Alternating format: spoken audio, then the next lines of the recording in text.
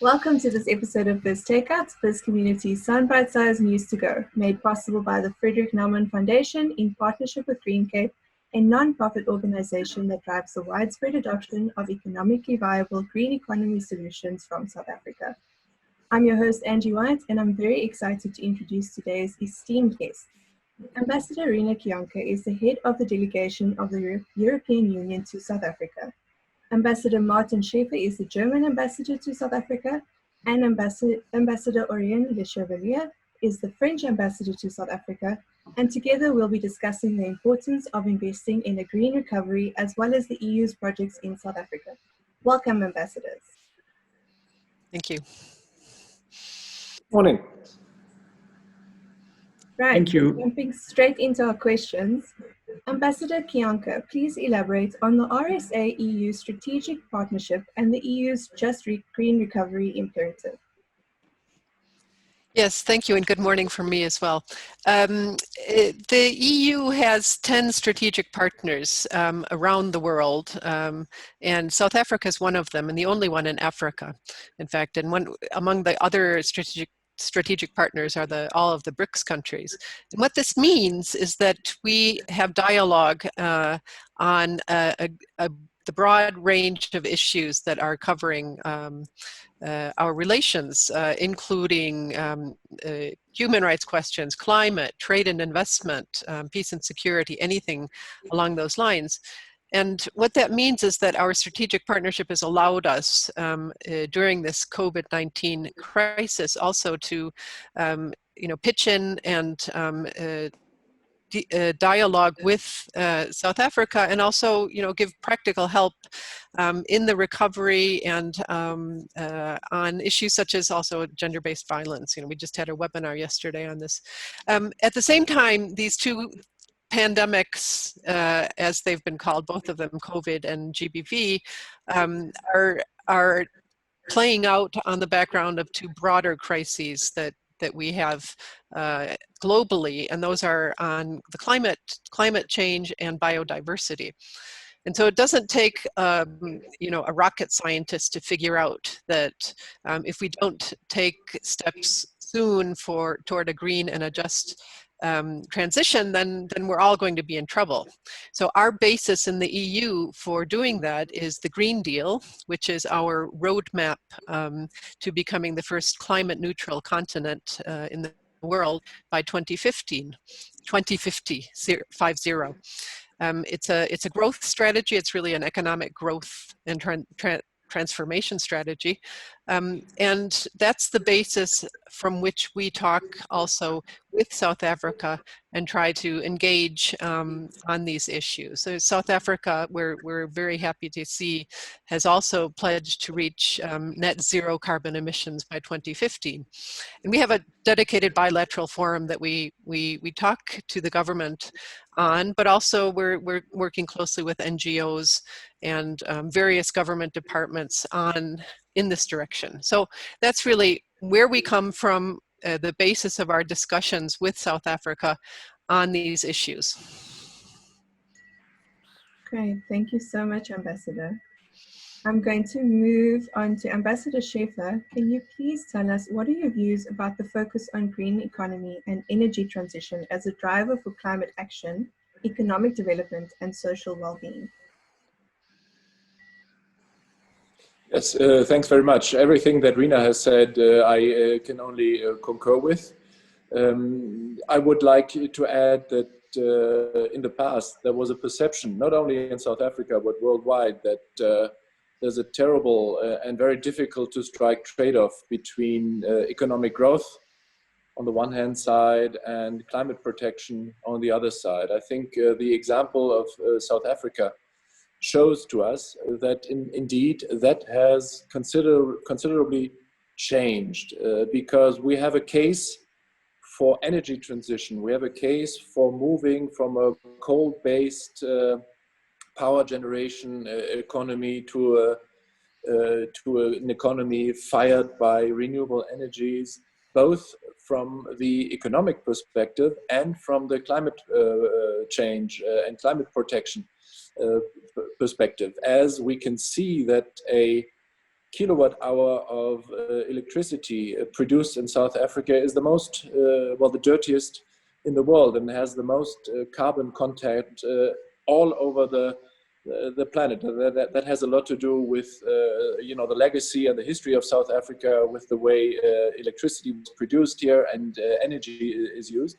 And now we see that even a kilowatt hour of energy produced in South Africa from a coal-fired power plant is more expensive, and considerably more expensive, than a kilowatt hour of electricity produced from renewable resources. So I think we pretty much agree with the South African economy on the need for a comprehensive and quick energy transition, and we are only talking about the details now, which means that how, with what instruments, what means, and what support from inside and outside the South African economy can be transitioned towards an economy that is sustainable, that is based on green energy resources and based on renewable energies. And I think we've come a long way in recent months, also during the COVID-19 pandemic, in getting that conviction sunk in. From the German perspective, I can tell you that after the visit of Chancellor Merkel in South Africa, where climate change issues and energy transition issues figured very highly on the agenda, we've been working very hard with the South African government to hammer out a bilateral strategy that would help South Africa get its objectives right. And in a sense, I think the fact that South Africa has been lagging behind in its energy transition, in a sense, the fact that Eskom has had troubles to deliver the energy and the electricity to the country it needs for the last 13 years, it becomes an opportunity now, because we do have a number of low-hanging fruits that, with the proper mechanisms of cooperation between South Africa and the rest of the world, can be harnessed and harvested quite quickly. So what this is all about is to have a dialogue on the mechanisms of transition, not so much about the need for the transition. And I can tell you that Germany would be willing to come in quite significantly with aid and assistance to the tune of 20 billion rand very quickly on technical issues, but also with money to finance the transition. And we need to do that together. We are in this together. And I think when South Africa succeeds in its energy transition, it is a big and considerable contribution to energy transition worldwide. Definitely, I couldn't agree more. Ambassador Lechevallier, what are some of the green SMME recovery approaches that France has been involved in South Africa? Thank you very much, Angie, and good day. It's great to be with you and to share this conversation with my colleagues, Riina and Martin. It's important to stress that the European Union indeed is the first economic and trade partner of South Africa. And really, we are working very closely together within the European Union, the different European embassies, and our South African partners on a daily basis.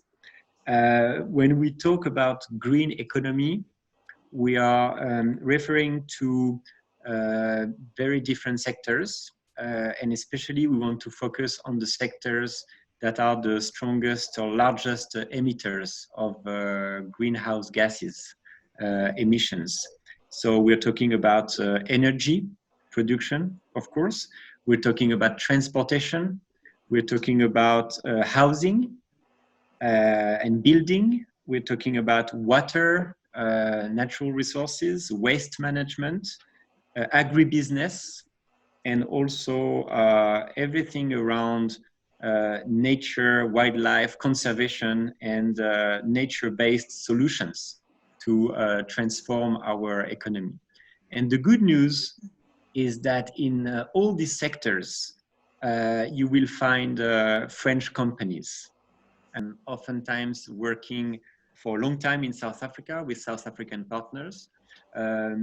Large companies, of course, that have an international footprint, but also SMEs and also entrepreneurs startups, and we have been really focusing on the support to the innovation ecosystems in South Africa for a few years now, creating different labels called the French Tech, gathering all these different actors. And just to mention three recent initiatives connected with the green economy that we are supporting. The first one is what we call an accelerator of startups called Ocean Hub Africa, based in Cape Town. They work with a dozen of entrepreneurs on projects related to the ocean, of course, but with economically viable projects for fishermen, for local communities, for using the energy of the sea to different projects. So that this is something that we consider very promising, the blue economy, and we want to support this. I mentioned a company, a small company called Mascara Renewable Water. So what they do also in the region of Western Cape, but now they are expanding their activities, is that they are converting salted water into drinkable water using solar energy and the technology called the reverse osmosis desalination. It's very important, especially in provinces that will be unfortunately affected by the consequences of drought and hot waves in the coming years with the climate change. So we wish these technologies can be used more broadly in South Africa and beyond. And the third example I was mentioning is what we call the Baobab project. It was launched this year with a French company called Veolia in Durban. But we hope also that we will scale up to other incubators. So it's an incubator on waste management, working with small companies and local communities to pick and collect rubbish and just side products, convert them into valuable products market-wise.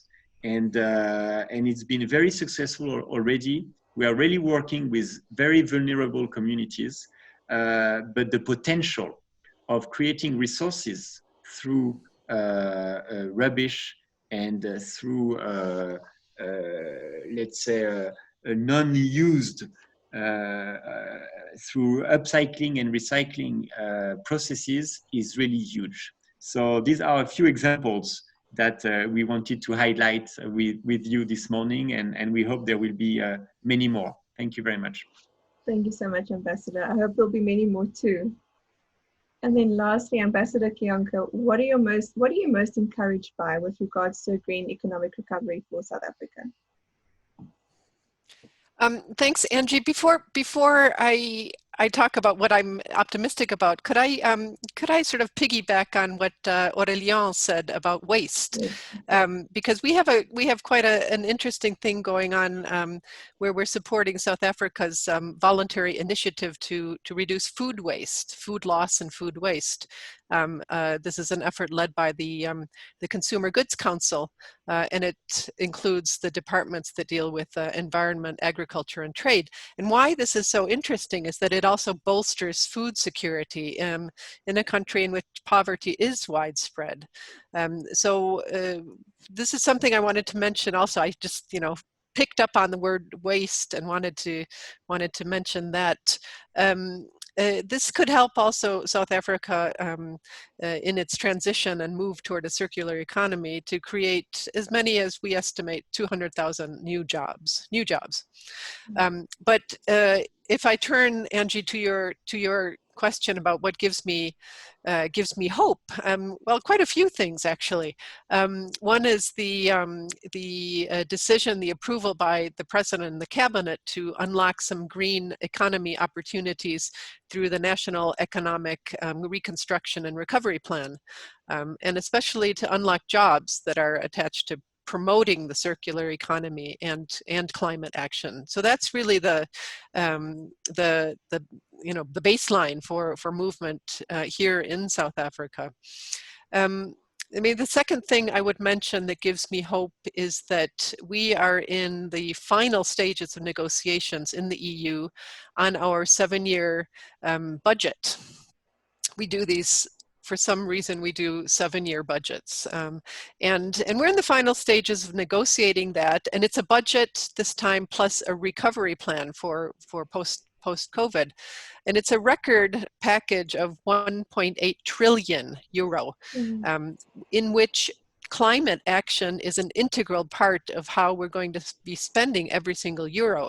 In fact, 30% of all the EU funds will be put toward fighting climate change, and it's the highest ever.